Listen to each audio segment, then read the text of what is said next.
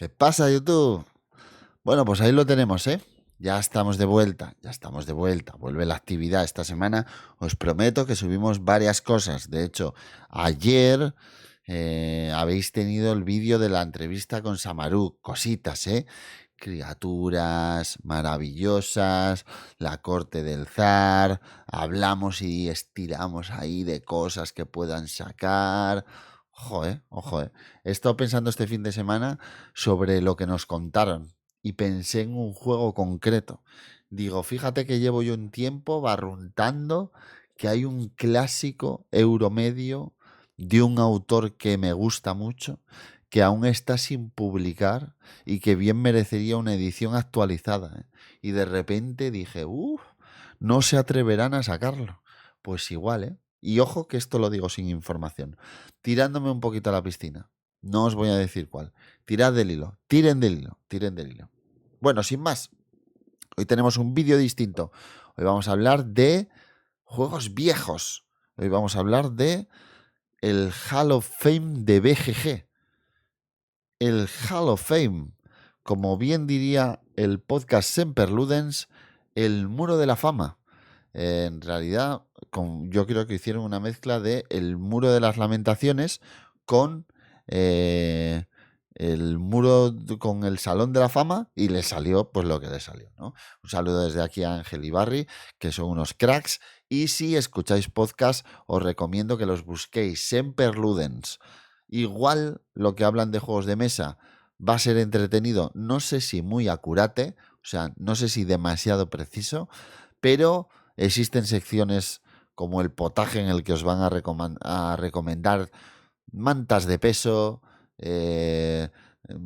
sprays para limpiar el moho y otras cosas que probablemente cambien directamente como el concepto de vida que tenéis, ¿no?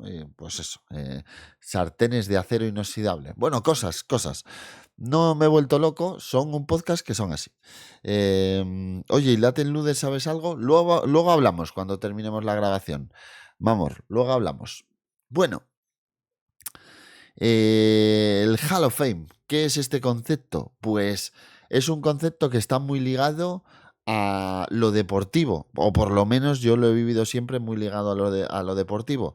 En la NBA existe este concepto de colgar la camiseta de los grandísimos jugadores, en la NFL también, que formen parte de Hall of Fame y que terminan como estos jugadores consagrados durante el resto de la historia. También pasa que yo soy muy seguidor en la UFC, esta liga de artes marciales mixtas, donde los mejores luchadores terminan siendo parte del Salón de la Fama. Y este Salón de la Fama es algo a lo que se ha sumado también la Board Game Geek. No sé exactamente cuál va a ser el concepto, pero espero que el concepto que ellos han seguido sea poco a poco y con el paso de los años el mismo que ocurre en el deporte.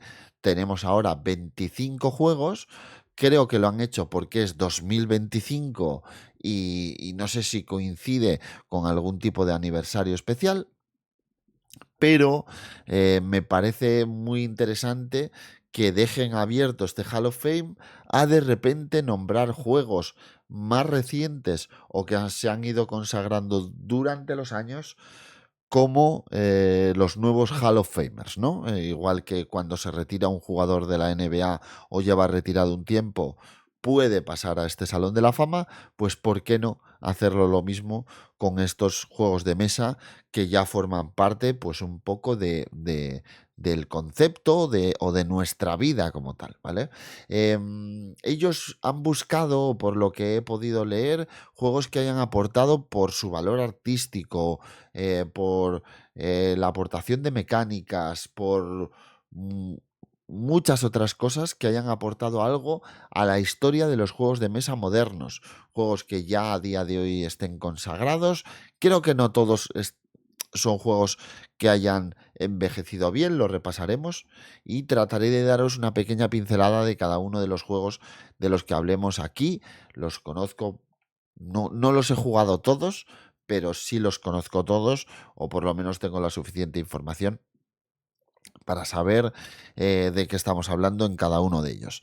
Y además, pues justo al final de este vídeo vamos a tener la oportunidad de repasar algunos juegos que muy posiblemente terminen siendo o tengan opción de ser Hall of Famers. Nos meteremos en el conocido Top 100 de la BGG y miraremos otros 5 o 10 juegos del Top 100 que puedan ser estos futuros Hall of Famers, porque tarde o temprano es posible que ocurra. Así que creo que es una cosa de colgar la camiseta en el club que sea, está en el Hall of Fame, es una distinción que no es del equipo en concreto. Sí, sí, sí, sí, es cierto, es cierto. El Hall of Fame de la NBA no tiene que ver con el equipo y lo de colgar la camiseta es concreto del equipo. Cierto, cierto, me corrigen en el chat. Muy bien apuntado, Mompi. Bueno, vamos allá. Empezamos con 1959 y hablamos de Diplomacy. Diplomacy, juego que... esperad, que no lo he compartido. Aquí tenéis el iconito del Hall of Fame que habéis visto en la portada del vídeo. Y lo dicho, empezamos con 1959 y hablamos de Diplomacy. Diplomacy, juego de 1959, que es un juego de total interacción, muy parecido a los grandes clásicos del control de área, con una con un elemento de interacción constante y un desarrollo de partida larga. Un juego que hemos podido ver bajo el sello o la distribución de Asmodee y que ha estado, yo creo, saldado últimamente, y que de hecho no hace mucho De Beer puso bajo su nombre, porque ahora lo tiene Renegade Games, con una portada bastante más actualizada que os comparto ahora y que seguro sonará un poco más que esta portada que veis en el vídeo. Es esta portada aquí, de la que ahora se ha hecho responsable De Beer. Es un juego de intrigas, de politiqueo, de traición. Bueno, pues ya sabéis, de estos juegos que ahora no abundan y que son bastante más complicados de ver o de compartir. El juego el cual tengo y no lo he jugado nunca, me da demasiado miedo. El juego, todo el mundo dice que es muy bueno y que funciona muy bien, pero es muy largo también. Así que, bueno, pues eh, bien merece la pena igual echarle un vistazo a todos estos juegos que nos pueden sorprender. Acquire, juego de 1964, que ahora se ha hecho la edición en 2024, la edición 60 aniversario, si no me equivoco.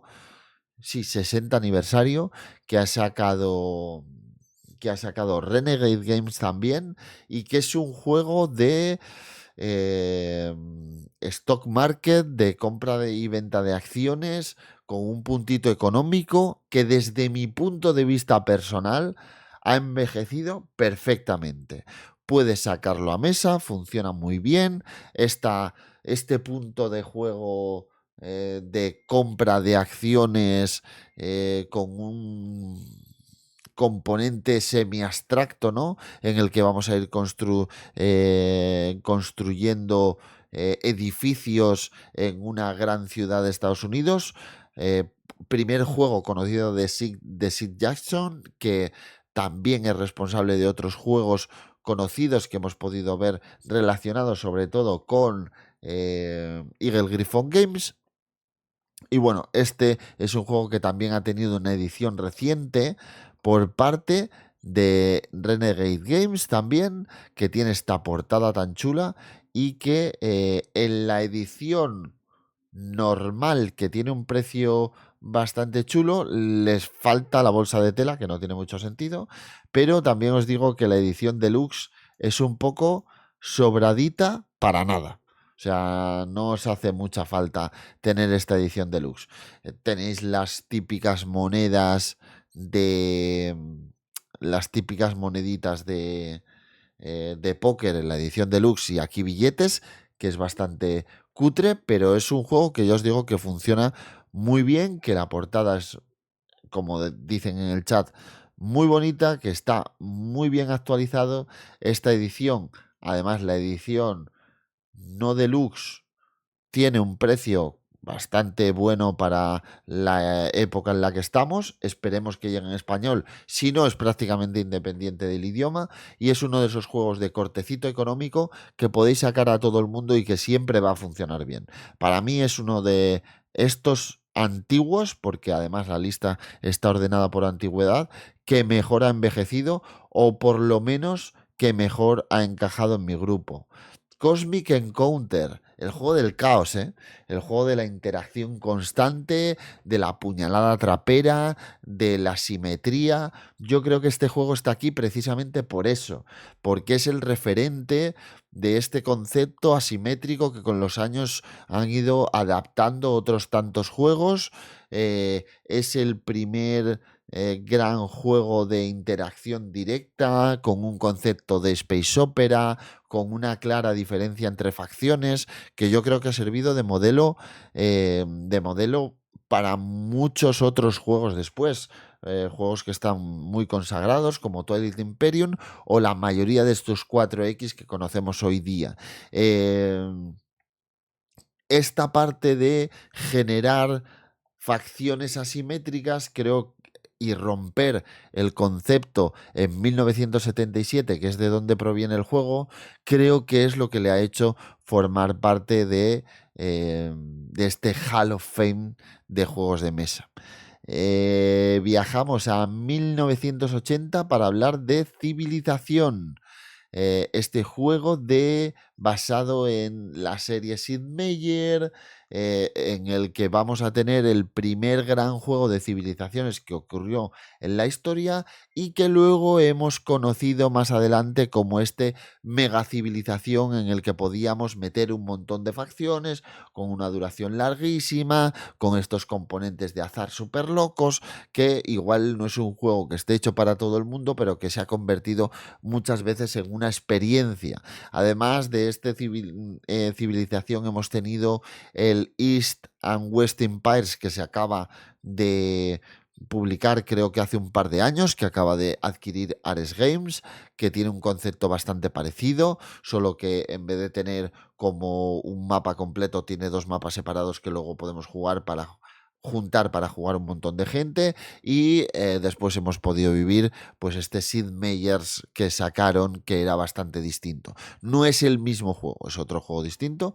¿Este es el que tiene la mecánica que pusieron en Arnova? No, no, no, no, no. Este no es el mismo. El que tiene la mecánica que pusieron en Arnova es el de Sid Meier, que sacó, si no me equivoco, no sé si fue Fantasy Flight Games o otra editorial ligada a Asmodee. Este es un juego de civilizaciones, macrojuego de civilizaciones, con una duración pues acorde a lo que había en esa época, ¿vale? El siguiente número 5 al 86, 1830, juego de Francis Tresman, un redesarrollo del juego de Francis Tresman, que es el 1829. 1829, 1830, corríjanme porque sé que igual tengo a Andrés en el chat y entiende bastante más que yo de 18XX, son las dos bases de conceptos principales en los 18XX. Todos los demás 18XX están basados o en el 29 o en el 30, ¿vale? Este es el padre de la serie 18XX, de la que luego han sacado montones y montones de juegos. Y al final, pues vamos a tener este juego aquí, precisamente por eso, por ser el referente, el juego al que todo el mundo dice que debes jugar en algún momento. Siempre se dice que existen ahora 18XX de introducción, como 1889 Shikoku, 18CZ, el 18 Chesapeake, ¿no? Estos juegos que te permiten entender la mecánica que va a ser el, el core de todos los 18XX, pues este es el papá de todos. Hay un montón de gente que aún mantiene que sí puedes jugarte un 1889 o un 18 Chesapeake, que son más básicos o sobre todo más reducidos de tiempo, pero si quieres entender cómo funcionan los 18XX, en algún momento deberías jugar al 1830. Aún hay gente que lo tiene en muy buena estima. Yo creo que es un juego que por tiempo y lo que aporta no ha envejecido demasiado bien, pero entiendo perfectamente que forme parte de este Hall of Fame. Y estos son los 5 primeros y en BGG los tendréis en 5 secciones, de los que os dejaré todos los enlaces. Vamos a la siguiente, vamos a la siguiente. Segundo día de presentación. En el número 6, Magic the Gathering, 1993. Aquí la disyuntiva es, ¿debería estar Magic the Gathering en este Hall of Fame? Yo creo que sí, porque Magic the Gathering ha sido el el músculo que ha movido montones de mecánicas que hoy vivimos en muchos juegos de cartas que son considerados juegos de mesa como tal. Si no hubiera Magic the Gathering, no hubiéramos conocido los LCG o no habíamos conocido juegos de enfrentamiento directo cerrados como Challengers o no habríamos conocido, yo creo, la gran mayoría de juegos de cartas. Es la base de todo, es el mayor juego de cartas coleccionables que ha existido en la historia, el padre de todos estos juegos. No estaríamos jugando Altered o ninguna otra cosa si no existiese Magic, porque ni siquiera entenderíamos el concepto de lo que es un juego de cartas coleccionable, ¿no? Entonces, ¿Magic debe estar? Yo creo que sí. ¿Lo consideramos un juego de mesa como tal? Bueno, ¿por qué no? Yo creo que forma parte enteramente del mundillo de los juegos de mesa, y sí es verdad que es como una especie de subgrupo aparte, que hay gente que puede no entenderlo como un juego de mesa, pero yo creo que sí es verdad que tiene que estar sí o sí. El siguiente juego es 1995 y nos vamos a Catán. Bueno, todo el mundo dice que Catán es un poco el padre de los juegos de mesa modernos. Este euro familiar de interacción en el que, a base de disponer unas losetas modulares hexagonales, vamos a crear como una especie de territorio en el que en cada uno de los espacios se van a generar recursos, y estos recursos o las provincias que producen se basan en una tirada de 2 dados concretos, y luego vamos a estar comiéndole la oreja y dando la turra a la gente de alrededor para cambiar ovejas por trigo, bla bla bla bla bla bla bla bla bla. Es un poco el juego viejo, desde mi punto de vista, que está desfasado y que propone una experiencia que para mí ya no es satisfactoria, pero ocurre que a los OG se les respeta. Se les respeta. O sea, aquí a los OGs se les respeta. ¿Catán es viejo? Sí. ¿Está un poco desfasado? Sí. Pero al Yayo me lo respetas. Es así. Muchísima gente ha entrado en Catán, ha entrado en los juegos de mesa gracias a Catán. Es un juego histórico, está ahí, y la turra de Catán ya es... No, no se hace eso. O sea, no ponemos la zancadilla a los abuelos cuando entran al banco a cobrar la pensión, no se le pone, ¿no? Pues a Catán lo respetamos. Ese es mi punto de vista. De los 3 grandes pilares de los juegos de mesa de introducción, ¿es posiblemente el que me resulta menos interesante? Sí. Además, genera un tipo de jugador o un perfil de jugador que, desde mi punto de vista, es un poco como toxiquete. He conocido jugadores de Catán que no los puedes sacar de ahí. Es en plan de, "Buah, pero yo quiero darte la turra 37 horas para negociar una oveja por 2 trigos y ya está". Bueno, bájate ya de eso, ¿no? O sea, yo he conocido a gente a la que le enseñaba juegos que me parece que han superado a Catán con creces, y aún me decía, ya, pero es que Catán nada. O sea, no, no, no es más. Pero, mira, Fisio te aporta algo que es interesante, que es el único juego al que han jugado sus padres. Interesante, es que yo creo que es un juego que está ahí y que aún mucha gente solo por lo conocido, lo popular que ha sido. No sé si comentaban que se había vendido, lo pone aquí, 45 millones de copias. Tía, ya está, o sea, sin más, sin más. El siguiente es el grande.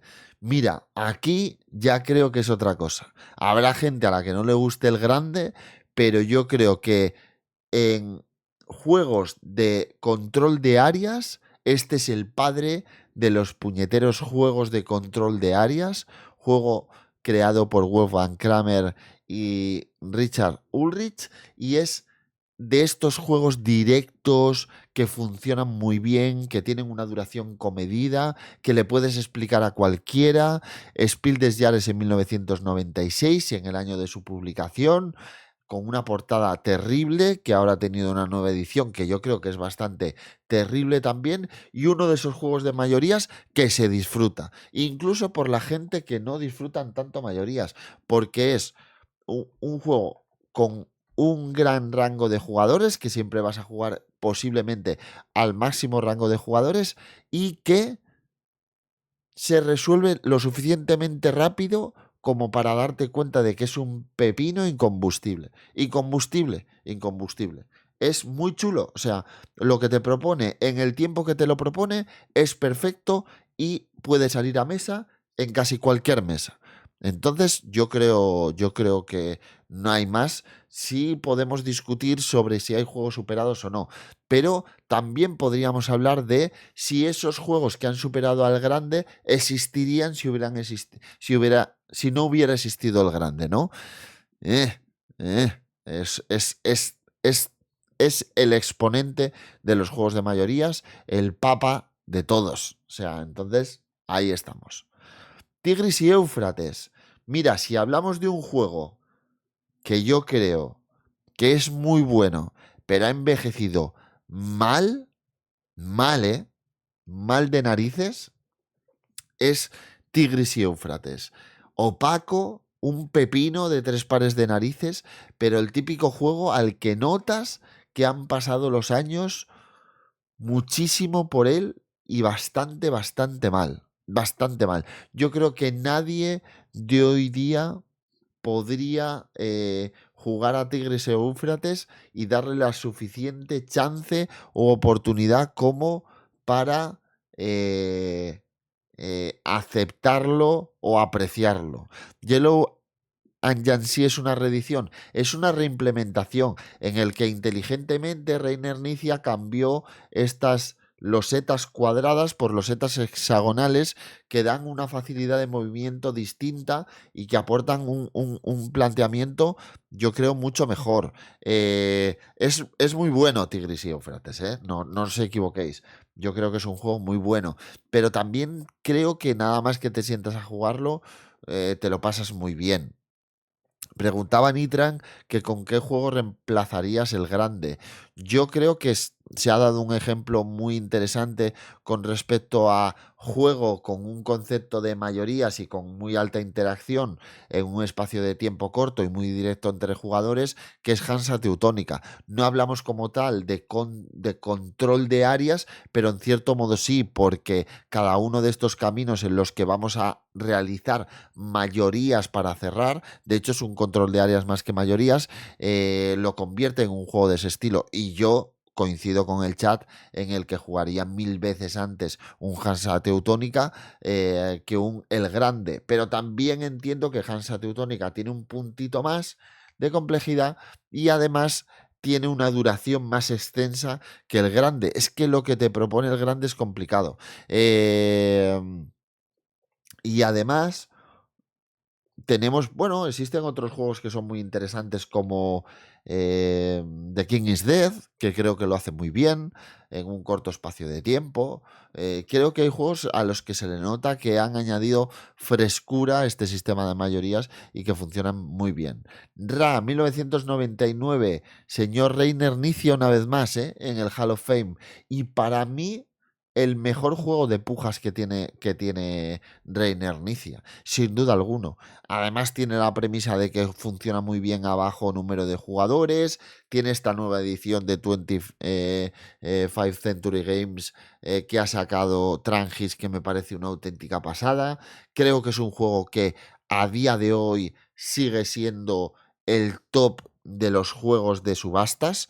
Es una auténtica pasada de juego, súper bien cerrado. Todo el mundo habla de lo bien que funciona y de lo bueno que es el de los... El de los cuadros, que ahora estoy idiota, Modern Art, pero para mí Ra es un juego que lo supera con creces y que funciona muy bien. Modern Art tienes la posibilidad de hacer todo tipo de subastas, es un remozado de subastas cerradas, subastas a una ronda, subastas ciegas, que está muy bien, pero es un juego que es una auténtica pasada para mí. Muy, muy, muy bien. Apuntaba por ahí Cheskis en juegos sencillos y de mayorías. Brian Boru, que también me parece un juego que está muy bien. Y Cíclades, un juego de pujas también muy interesantes, muy interesantes. Ahí tenemos los siguientes 5. Vamos a la tercera parte. Y seguimos subiendo en años, ¿eh? Ra es 1999, así que cambiamos de siglo. Interesante cómo cambia el paradigma, ¿eh? Carcassonne, año 2000. Mirad, si hablamos de uno de los 3 pilares de juegos de introducción en los que podríamos meter a Alhambra claramente por detrás en repercusión e importancia, Carcassonne y Catán, para mí Carcassonne sí es el que se quedó, el que llegó a funcionar lo suficientemente bien como para ser un clásico incombustible. Si es verdad que el famoso, el que todo el mundo conoce, todos los muggles no relacionados con los juegos de mesa, es Catán, porque esos 45 millones de copias creo que en algo tienen que haber afectado para que todo el mundo conozca lo que es un Catán o muchísima gente conozca lo que es un Catán, pero Carcassonne es este juego de losetas que funciona perfectamente, que es incombustible, que lo vas a sacar a mesa siempre o casi siempre y va a funcionar. Yo lo tengo en mi colección y no tengo Catán. Yo jugaría Carcassonne una y mil veces, no tendría ningún problema. Se lo enseñaría a cualquiera que viniese a casa. Si quiero enseñarle un juego, saludos Zaoros. Si quiero enseñarle un juego a alguien que no conozca los juegos de los Etas y quiero explicarlo rápido, que sí creo que Isla of Sky lo pone un puntito por encima eh, y para mí es interesante y funciona bien y lo jugaría o lo sacaría a mi mesa antes que este. De hecho, ya me metería en otros juegos que yo creo que tienen una mayor complejidad, pero Carcassonne es este clásico que para mí está entre los 3 grandes pilares y que al final ha formado y se mantiene como el juego clásico de mi colección. Este sí lo tengo. De hecho, fijaos, Ra sí lo tengo. Sería interesante repasar cuáles tengo, ¿eh? Ra sí lo tengo. El grande sí lo tengo. Magic tengo un cubo de Magic. No sé si cuenta. Cosmic Encounter no. Adquire sí lo tengo. Así que de los que han salido hasta ahora tengo uno. em, si contamos el cubo, dos, tres, cuatro, cinco. Power Grid o Alta Tensión, el mejor juego de Friedman Freeze desde mi punto de vista. Un juego con esta carga económica, también de intercambio de recursos, de valores de mercado, de rutas también, que yo creo que ha ayudado mucho a ser el referente y la base de muchos juegos que hemos visto en el futuro. Yo Power Grid no lo tengo porque en su momento lo jugamos mucho y me terminó dando la sensación de que sobre todo con el juego básico, con el mapa básico, se cerraban las partidas siempre de una manera que no me resultaba del todo satisfactoria. Y bueno, me parece uno de estos juegos que no me negaría a echar una partida. No creo que lo vaya a tener en mi colección, aunque en muchos, en muchos momentos cuando salen ofertas de este nuevo Power Grid en Amazon y en otras tiendas, me veo tentado, ¿eh? Me veo tentado. Longev, ¿nos vemos de empatadas? Por supuesto que nos vemos ahí. Missy mete Alhambra, pero la mayoría pone la Santísima. Eso es. A ver, el trío es Catán, Carcasón y Aventureros al Tren. Puede ser, puede ser, puede ser. Cierto es, ¿eh? Igual estoy equivocado. Y yo meto a cuatro. Y yo meto a cuatro, ¿eh? Ticket to Ride, Aventureros al Tren. Creo que es un juego que está bien. Yo lo tengo en casa. Y lo tengo en casa por la misma razón que tengo a Carcassonne. Porque creo que es un juego de trenes. A mí los juegos de trenes me gustan mucho. Las rutas me gustan mucho. También otro juego que metió esto de reclamar rutas por primera vez como método de puntuación de una manera sencilla. Es un juego que ha demostrado poder actualizarse y aportar cosas incluso sin ser de mis favoritos con juegos como Ticket to Ride Legacy que salió hace muy poco y que me pareció una de las mejores experiencias del 2023 y este Ticket to Ride con el mapa de Estados Unidos el primero es uno de estos que es un clásico imperecedero y que para mí tiene que seguir siendo mencionado, actualizado y recordado con el paso de los años. Para mí hay muchos mapas que son muy interesantes. El mapa de Suiza, Barracus, interesante. Yo la verdad nunca he inspeccionado muchos mapas. He jugado el de Estados Unidos y el de Europa, que me parece que están bien. Me gusta el de Europa bastante, me gusta el de Estados Unidos bastante. Y creo que hay algún otro como el de la vuelta al mundo, este que tiene todo el mundo al completo, que también es muy interesante. Y me hablaron muy bien en su momento del de los países nórdicos, ¿no? El de los países nórdicos me hablaron muy bien. Así que, para ti, ¿cuál es el mejor sin contar el Legacy? De los Ticket to Ride, es que no los he jugado todos, ¿eh? Yo os digo, a mí me gusta mucho Europa y jugué también el de la vuelta al mundo y me gustó bastante también. Así que, bueno, bien. Kailus, pepino. Indiscutible. Pepinazo entre los pepinazos. Juego de 2005 que nosotros tuvimos. De hecho, creo que está Coque en el directo, que ha sido compañero mío de juegos de mesa durante años. Y Coque en su colección tenía Kailus. Y en la época en la que nosotros lo teníamos, es posiblemente el juego que menos salió a mesa de todos. Cuando yo dejé a la afición de los juegos de mesa durante algunos años, pues porque tuve un crío, etcétera, etcétera, y la retomé y volví y había toda esta fiebre de colecciones enormes, empecé a ver que Kailus era un juego súper bien considerado y yo me preguntaba qué es lo que me perdí yo en ese momento. Y lo probé y entendí perfectamente que es uno de esos juegos de 2005, un euro de 2005, que no eh, ha sido superado ni tiene competición en lo que logró hacer. Es un euro tremendamente medido, con una interacción súper inteligente basada en este preboste, del que han sacado una edición que mucha gente se queja de que no tiene preboste porque ni siquiera se ha molestado en probarla. Sí lo tiene, pero sí es verdad que tiene ciertos elementos que lo hacen más como más mainstream y no era necesario. Y creo que es el juego que hoy día, desde mi punto de vista, más necesita una edición que le haga justicia, que respete desde el principio hasta el final las mecánicas del juego original.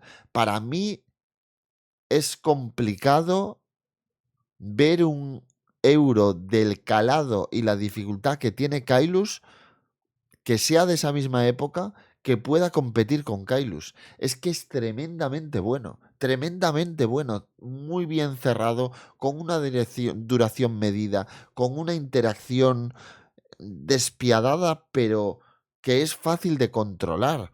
Eh, Llevado de una manera muy inteligente, con un tiempo de partida que es entretenido, el desarrollo. Creo que todo en Kailus es redondo a día de hoy. Y no, no.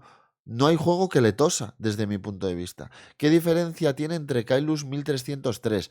Pues Kailus 1303, al contrario que Kailus, escala hasta 5 y funciona bastante mejor a números mayores. Esto es una parte positiva, porque creo que Kailus es un juego que está hecho para jugarse a 2 o 3, a 4 se vuelve muy caótico. Conserva el preboste, pero cambia ciertas cosas que no tienen tanto sentido. Añade como una especie de personajes asimétricos con los que te asocias durante la partida y quita un elemento esencial del Kailus base, que es el castillo, y lo cambia por una mecánica que es bastante sosa y anodina. Y entonces, pues al final lo que terminas teniendo eh, en, en, en total es una experiencia que puede acercarse al Kailus normal, pero en ningún momento es ni la mitad de redonda de lo que es el Kailus normal. De todas formas, creo que Kailus 1303 fue un juego muy maltratado por un montón de gente, que en muchos casos ni siquiera dio la oportunidad de probarlo, o que si lo probó estaba totalmente condicionado por la calidad del Kailus anterior. Entonces, bueno, yo creo que es un juego bueno, indiscutiblemente peor de lo que es el Kailus de 2005. A ver si tenemos suerte. Es Amaruk, el otro día, pasasteis por aquí. Samaruk, un Kailus, ¿eh? Un Kailus, ojo, ojo. ¿Ya probaste Rebirth? No, Marmor, no he probado Rebirth. Twilight Struggle. Bueno, pues si hablábamos de los juegos precursores de según qué juegos, aquí tenemos Twilight Struggle, el card-driven game por excelencia, este clásico imperecedero, inmortal, que se sigue jugando sin parar, que sigue existiendo. Bueno, de hecho, hace 3 o 4 años hubo esta fiebre de que los jugadores competitivos de la parte oriental, sobre todo chinos, habían descubierto un nuevo meta 20, 18 años después de que sea publicado. 18 años después. 18 años después de un entorno tremendamente competitivo relacionado con el juego, viene un grupo de jugadores competitivos nuevos y genera un nuevo meta alrededor del juego. Que es que me parece increíble. Me parece increíble. ¿No había un Twilight Struggle de la Guerra Civil Española? Bueno, sí, hay derivados y remozados de juegos como estos. Es totalmente normal que existan. Pero bueno, aquí sí que estamos hablando del papá de todos los juegos de card driven, que al final es una mecánica que está relacionado con cartas que tienen eventos y un número de fuerza, y básicamente si utilizas esta fuerza vas a utilizarla para, pues a lo mejor hacer controles de mayorías o controlar según qué track de política, o según en muchos otros juegos lo hemos visto. Y luego tenemos estos eventos que normalmente, si jugamos por la fuerza o por los conceptos numéricos de la carta, a lo mejor estas cartas van a volver a nuestra mano cuando reciclemos el mazo, y si jugamos por el propio evento, estas cartas van a desaparecer del juego, porque estos eventos emulan cosas históricas que evidentemente en un juego que trata de ser de recreación no se pueden volver a repetir. Bueno, pues uno de esos juegos que es un pepino. Yo no lo juego porque, a pesar de que es un juego muy fácil medianamente de sacar a mesa y de repetir, es un juego que demanda de muchísimas partidas para llegar a disfrutarlo como quieres. Y muchas veces me ocurre que cuando tengo oportunidad de jugarlo con alguien, ya tiene mucha más experiencia que yo, o no lo ha jugado nunca, y ya se empieza a notar un poquito. Y eso que yo lo tengo dormido en la ludoteca desde hace mucho, igual ya no estoy como para marcar ningún tipo de diferencia con jugadores novatos. Pero si juegas con alguien que sepa jugar bien, te va a reventar. El Imperial, muy bien, ¿eh? Muy bien, muy bien. Muy bien. El Imperial, yo creo que para mí ha matado un poco al Twilight Struggle. Vamos allá. Through the Age, A Story of Civilization. Este juego convertido en app que todo el mundo enterró porque la app ayuda en el mantenimiento. Verdad a medias un poco, juego que sobre todo si lo jugamos a 2 o 3 el mantenimiento es más que nada un río de cartas, que sí que tiene de malo que tiene una duración excesiva, a lo mejor si no eres paciente, pero que sigue siendo un juego muy chulo. Yo he sido uno de esos detractores de Through the Ages, esta es la segunda edición, lo que estáis viendo aquí. Y es uno de los grandes juegos de Blood Battle. Para mí, no el mejor juego de Blood Battle, ni mi favorito, pero uno de esos juegos de civilizaciones muy chulo. A mí me ocurre con los juegos de civilizaciones que ya me ocurría con el Civilization de PC, que me empieza a dar como un poco de gangrena mental ver a lanceros al lado de cazas cuando haces ataques, este tipo de cosas, ¿no? Ejércitos formados por cosas que no tienen ningún sentido temático y que las cosas no se vayan al garete con el paso de los tiempos, un poco me descoloca. Y Through the Ages es uno de estos juegos que es así, que es parte pues de este género, que a veces es injusto y que es un juego muy muy bueno, sobre todo yo lo he jugado en la app y me parece un juego muy muy bueno, que es incombustible y al que le puedes echar muchísimas partidas. Me lo compré en las rebajas de este año y es muy posible que le termine dando a lo largo de 2025 una partida después de, pues no sé, pues 4 años sin jugar una partida Through the Ages y lo metí en la nevera. Muy chulo, muy chulo. Creo que es un juego bueno, pero excesivamente largo desde mi punto de vista. Agrícola, pepinazo. Y punto. Pepinazo que desde mi punto de vista no ha envejecido bien. Hay mucha gente que es detractora de Agrícola. Yo lo entiendo. Creo que existe una justificación para que haya este ejército de detractores que digan que el juego ha envejecido mal. Yo es que jugué Agrícola muchísimo durante esta etapa de la que os hablé antes, que jugábamos a Kailus, jugábamos casi semanalmente. Entonces es un juego en el que aún a día de hoy los momentos de las fases de cada uno de los años donde ocurren las cosas importantes, aún las recuerdo. Aún recuerdo que eh, a final de la ronda 2 de la ronda uno tienes que hacer todo lo posible por buscar el primer jugador, porque después del primer año, que son 4 estaciones o 4 espacios en los que pones cartas, va a venir el espacio en el que vas a criar hijos por primera vez. Y aún recuerdo perfectamente que ahí es donde empezaba la lucha por el primer jugador. O el momento en el que puedes criar tu primer hijo sin ampliar las casas. O el espacio en el que van a salir cada uno de los cambios importantes que tienen que ver con cada uno de los upgrades de casas realmente interesantes. Es un juego que yo no diría que es matemática pura, porque no lo es, pero es un pepino de 3 pares de narices cuando lo entiendes. Es castigador, te obliga a jugar de miles de maneras concretas, pero mira, hay mucha gente que es defensora de Caverna sobre Agrícola y a mí gustándome Caverna nunca he llegado a tener esa sensación de que llegue a haber un juego en el que tenga tan claras cada una de las 14 rondas que voy a jugar en torno a qué o qué no voy a jugar, qué caminos voy a tirar, por dónde voy a construir mi estrategia. Creo que es uno de esos juegos que te va a aguantar montones y montones de partidas una vez que has entendido o has visto un poco cuál es el funcionamiento. ¿Qué juegos de V de verdad vale la pena tener después de tantos refritos?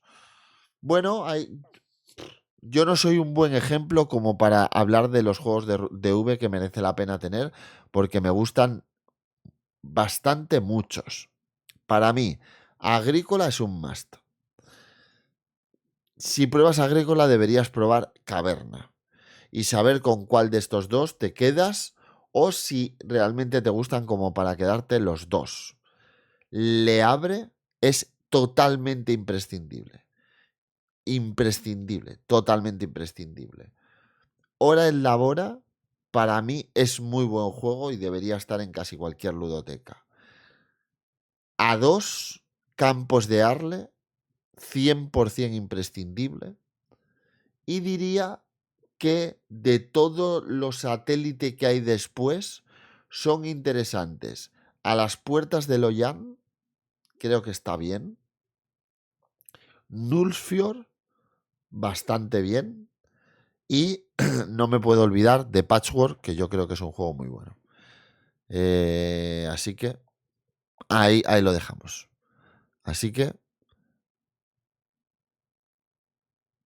ahí lo tenéis, ahí lo tenéis. Pues Agrícola, luego Brass. Este sí que es un pepino impresionante. Este Brass que luego para nosotros es conocido como Brass Lancashire. El juego que conocemos hoy como Brass Lancashire es este primer Brass de 2007, que luego tiene una reimplementación en Brass Birmingham, que es uno de los juegos más bien considerados, top 1 de la BGG desde 2023, desbancando a Gloomhaven. Un euro muy bueno este Brass Birmingham. Para mí, punto de vista personal, el mejor es Lancashire. Y es Lancashire por una razón muy clara y muy concisa. Birmingham tiene muchas ideas que son muy buenas. Creo que es un juego más moderno y más pulido para lo que jugamos a día de hoy. Pero Lancashire es una maravilla del minimalismo. Es el juego, para mí, uno de los juegos más duros con menos reglas que hay en el mercado, con menos florituras, con menos redes de salvación, más directo y conciso que conozco y que tiene una estrategia y un desarrollo más interesante que conozco a día de hoy. El reglamento de Brass es cortísimo, se explica perfectamente. Es juega carta, haz acción en ciudad de la carta o en edificio del tipo de la carta. Fin. No hay más. La rejugabilidad del Brass es increíble, es un juego elegante, es un juego directo. No, para mí los juegos elegantes no existen, pero entiendo el concepto, ¿eh? Entiendo el concepto. A 3, ¿cuál prefieres? Brass, Lancashire. A 2, Birmingham, me gusta más. Pero a 3, Lancashire. A 4, Lancashire. Ya está. Para mí es que Lancashire es la perfección. Es que para mí sería top 1 de los juegos de Martin Wallace si no fuera por. Si no fuera por. Si no fuera porque hizo lo que hizo y se sacó Age of Steam y perdónenme, pero no hay competición para Age of Steam. Es que es el juego. Ya está. Race for the Galaxy, juego de Tom Lehman. El juego padre de todos los juegos de combos que conocemos hoy día, del concepto de gestión de recursos basado en cartas, de multiplicación de acciones, de los turnos simultáneos por elección de los oponentes. Obra maestra, obra maestra. Pena de Race for the Galaxy, que ha tenido siempre una edición y una iconografía que lo ha hecho sufrir y estar en segundo lugar en este tipo de juegos. Entiendo perfectamente que esté aquí porque, bueno, pues es otro que es el papá de este tipo de juegos.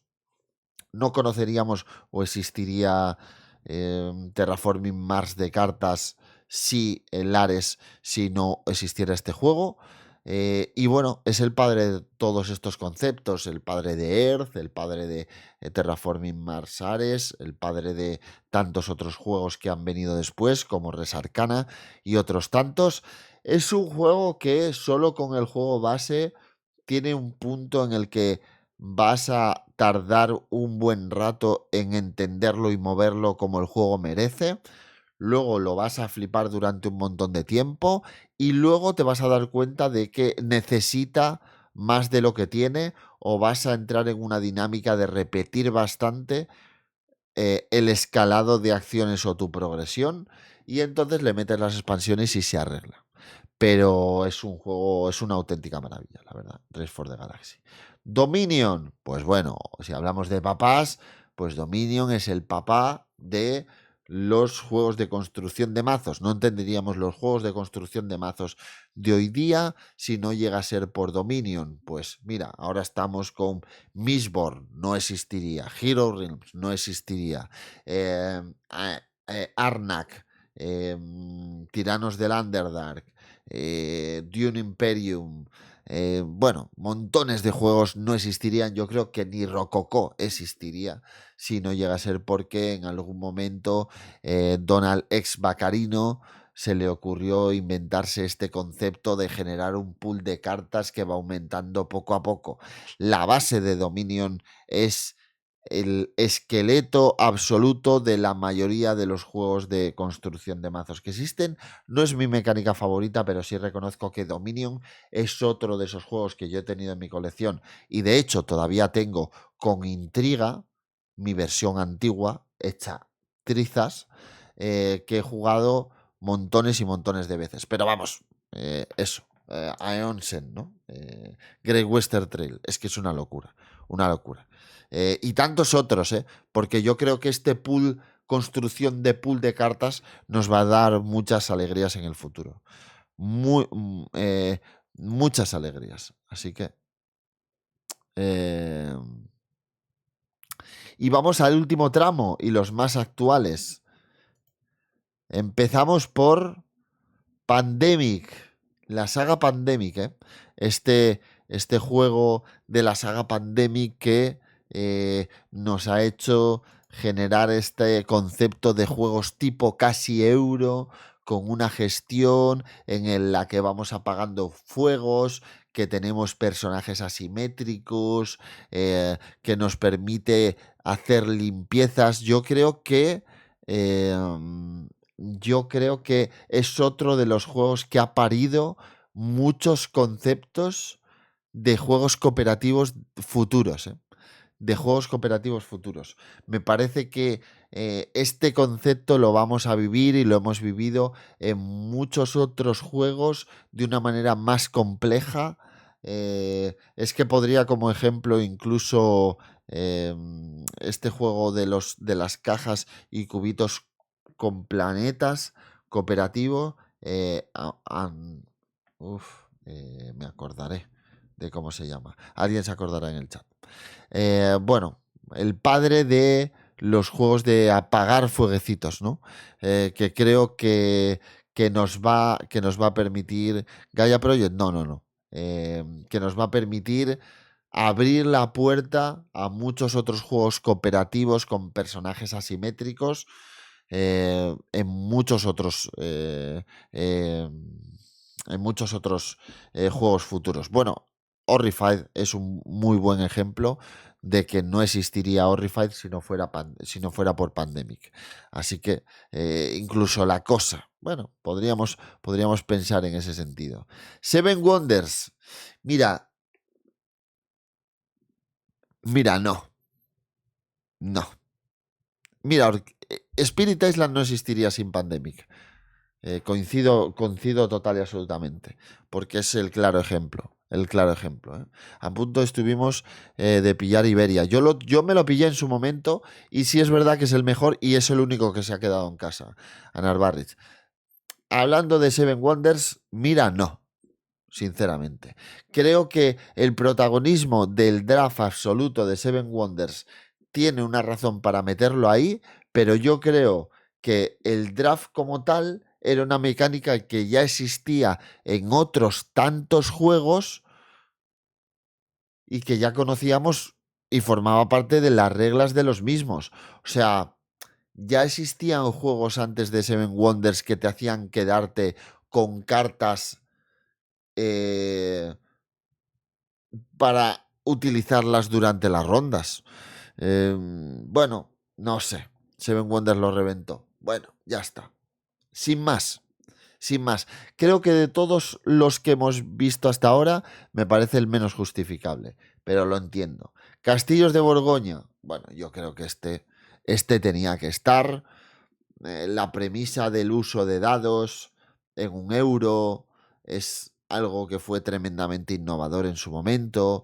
esto de tener que tirar los dados para hacer según qué cosas en cada turno, el intercambio, la construcción en tu tablero propio, el draft de los losetas del centro. Creo que hay muchas cosas que Burgundy hizo muy bien y sirvió para generar el camino para muchos otros conceptos que vimos después. Creo que es uno de los padres de los euros modernos, así que entiendo perfectamente que esté aquí y que la gente lo siga apreciando tanto aún hoy día, aunque para mí no sea ni mucho menos el juego favorito de Fell. Creo que es uno de estos juegos que lo sacas, lo juegas y dices, ¡buah, tío, qué bueno es! Funciona bien. Entiendo que a la gente le guste y que lo siga jugando. Terra Mística. Lo entiendo, ¿eh? Creo que aquí prima también la parte de asimetría, de ser el padre de una saga tremendamente exitosa, de ser... No, no, Puerto Rico ya te digo yo que no está porque hubiera perecido. Hubiera perecido. Bastante antes que Gaia y bastante... Y antes incluso que y antes incluso que Burgundy. Puerto Rico no está.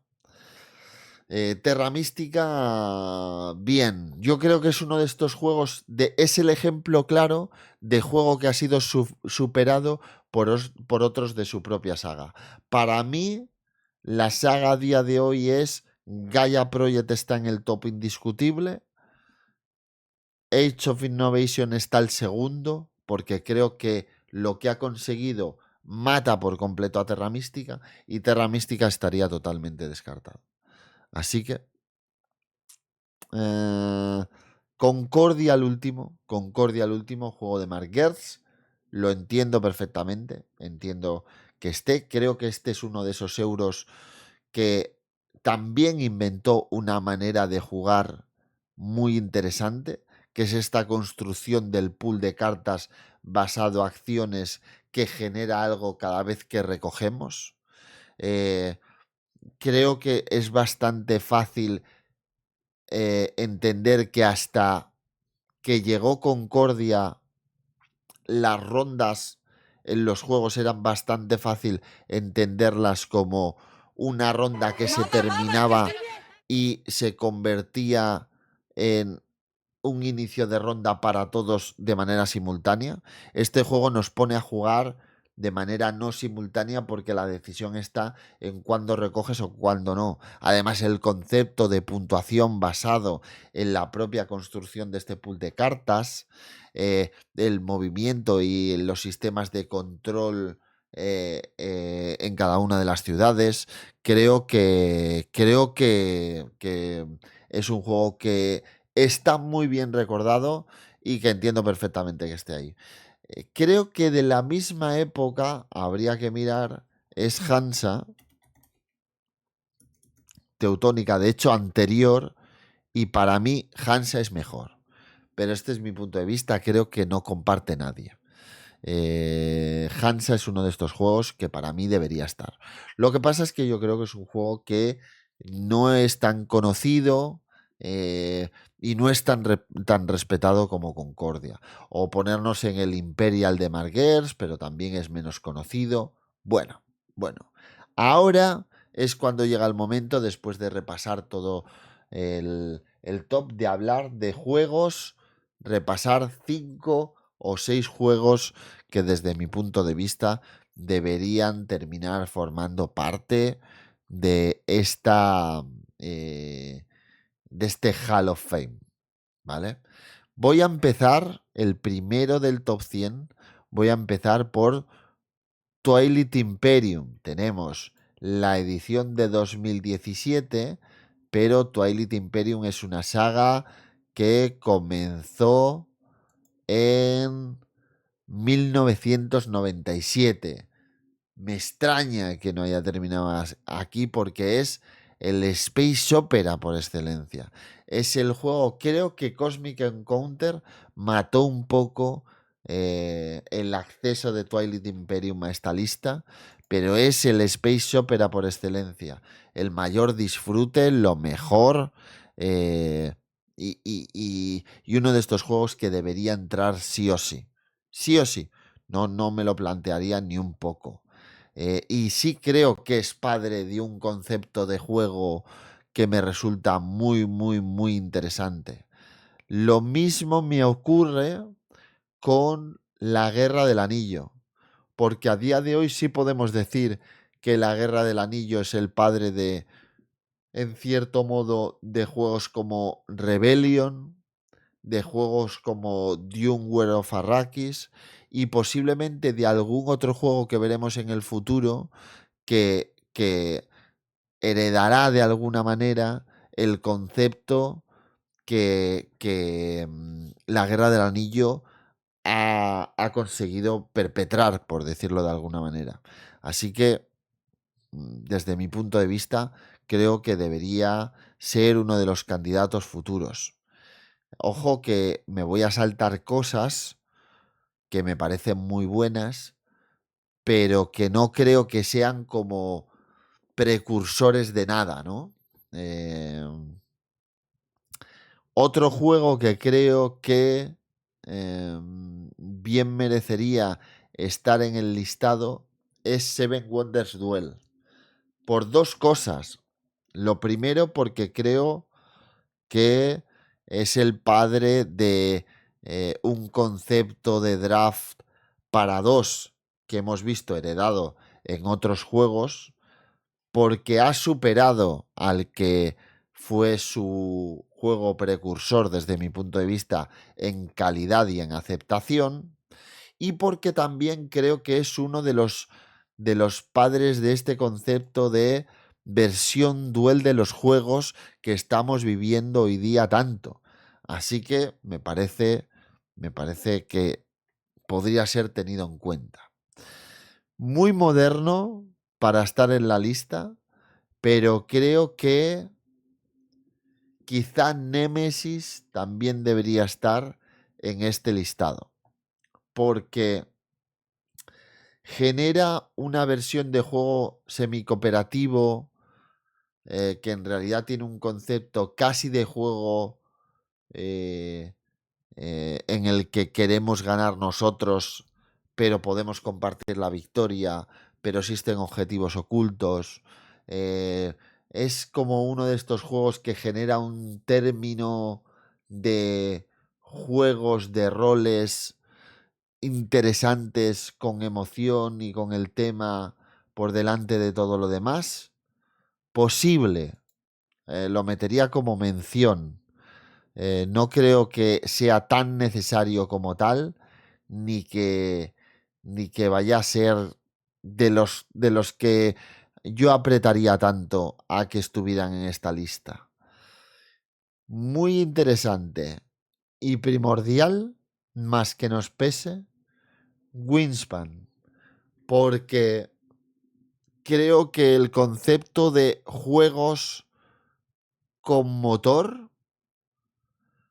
aplicado a casi cualquier cosa antes y después de Wingspan es totalmente distinto. O sea, creo que el motor de tablero personal, este engine que ahora hemos vivido en Andromeda Edge, eh, que hemos vivido en tantos otros juegos que se van construyendo poco a poco y con el tiempo, que han sido juegos familiares, que han sido juegos medios, juegos más pesados, parten de esta construcción y activación de pajaritos que me parece eh, que ha instaurado una dinámica que ahora ya no puede dejar de estar. Entonces, me lo plantearía. También me plantearía Orleans por el tema de este backbuilding ligado a una gestión más euro. No estaría mal y no sería una mala propuesta. Yo creo. ¿Qué más tenemos en el listado? A ver, no está ligado a absolutamente nada, pero más tarde que temprano Food Chain Magnate debería estar en el puñetero Hall of Fame sí o sí. ¿Por qué? Porque es un juego único, distinto, una propuesta bien cerrada, imperecedera, el mejor juego indiscutiblemente de 2015 y uno de esos pepinos incombustibles que no tienen competición. Entonces, bueno, me da la impresión de que debería ser tenido en cuenta, muy tenido en cuenta. Tenemos aquí la era de la innovación, tenemos Clanes de Caledonia, Maracaibo, Le Havre. Le Havre no me parece una mala propuesta, la verdad, una mala propuesta. Te saltaste Mage Knight. Muy posiblemente también, ¿eh? Muy posiblemente. Slide Spire, Azul. Azul igual, ¿eh? Azul creo que podría ser un claro candidato.